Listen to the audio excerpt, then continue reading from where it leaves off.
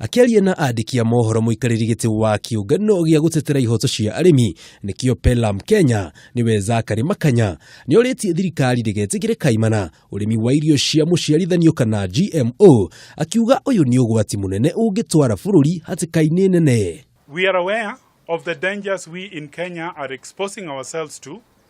should we end up losing all our traditional and plant varieties. Although we have relied on these crop varieties for ages, they are at risk of being contaminated with genetic materials that are owned and patented by multinational corporations. If we do not stop the introduction and proliferation of genetically modified organisms, GMOs, there is a big likelihood that in future, Kenya might end up entirely depending on giant biotech companies for seed.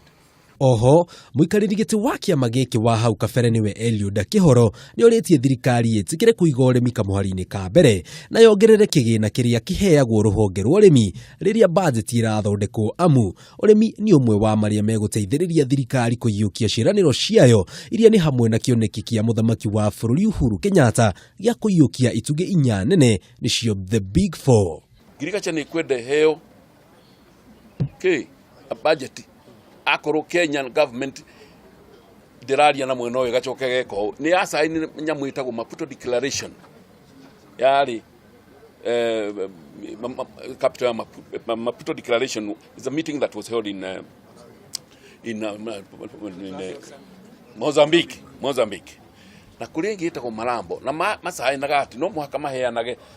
othe makauga riu turiheaga agriculture 10% and above. Kenya nira igere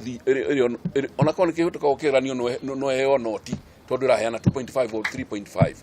Ndeto eno yukite o riri arimi moritio metikire kuyukia urimi wa irio cia kiunduire amu no yo njira ya gutigirira andu mena ugima mwega wa mwiri hamwe na gutigirira bururi nduronuhwo ni ng'aragu nene iria yumanaga na ugaruruku wa riera. Kameme TV Wondoria Njagũ Njenga wa Wambui.